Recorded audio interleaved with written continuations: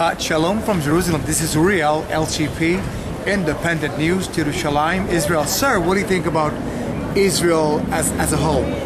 Well, I mean, I've been coming back and forth to Israel for about 20 years, since '91, a little over 20 years, and I love the Jewish people. I love especially Jerusalem. I've been living here off and on, a year this time, 6 months sometime, and my wife and I really love it. We love the Jewish people, and it's not the easiest life in the world, but it's a good life, and I'm just thankful that I have the opportunity to live here and be a part of this land. Now, would you say that Jerusalem is the eternal capital of the Jewish people? Absolutely. God, He set that in stone many years ago, that Jerusalem was His heart. He put His name where near the Western Wall there, where it says in the Word, and Jerusalem should always be the capital of Israel. And I wish that the governments of the world would have the backbone and bring the embassies back.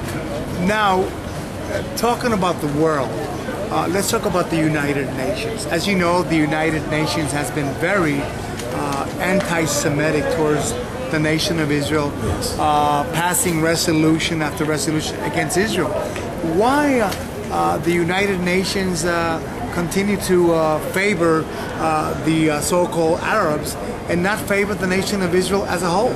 Well, I think some of it has to do with just being afraid of retribution from the Arab nations. There's a lot of intimidation going on to the UN, and I think, on my personal opinion, I think it's a spiritual thing too. That the spirit, people might agree or not agree, the spirit of Islam, of trying to take over something that's really not theirs, that God gave Abraham and his seed a long time ago, and the UN don't understand that, and they just bow down to the world powers and to the Islamic. And there's some good Arab people, but the thing about it, if they want to have peace, by extending their hand and just living in the land and not trying to take the land that God gave Abraham, Isaac, and Jacob. Now, the constitution of Hamas, and I will make you aware of this, it says, "O Abdullah, if you see a Jew under a stone, go and kill him. Oh, Abdullah, if you see a Jew behind a tree, go and kill him also." I mean, that to me tells me that they don't want peace. Right. They want the entire nation of Israel to be controlled by Islamist extremists. This cannot be. Well, I mean, Hamas, Hezbollah, Iran, a lot of people like that, they've never wanted peace. All they want is the destruction of Israel, destruction of the Jewish people. They want to push them back into the sea.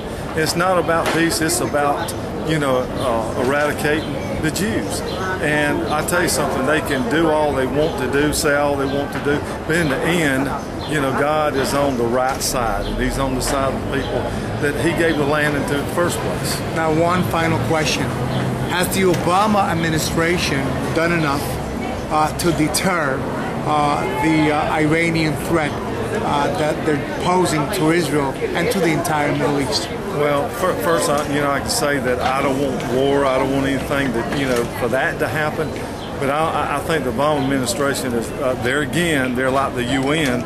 They just want to appease the Arab nations because basically they're intimidated by them. And the thing about it, you have to, call what's truth is truth.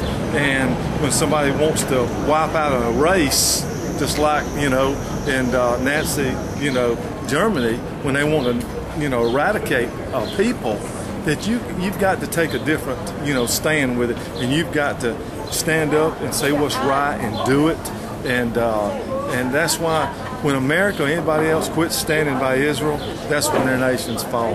There's a saying that says, and I believe Hitler used this saying, if you say a lie or tell a lie long enough, people will believe it. These so-called Palestinian leaders continue to state that this is the land of Palestine. If we know anything about history, we understand that there was a people named the Philistines, and that was 2,000 years ago. Right. And they have been eradicated. They're no longer such a thing as a so-called Philistines or Palestinian people. So we need to tell the world that this land which my wife was a Jew and my daughter have been born here, and they are descendants from Iraq and from Morocco, and they have made their way back. This is the land that was given as an eternal covenant by Hashem, the God of Israel. This is Uriel, LCP, Independent News, Jerusalem, Israel, Shalom.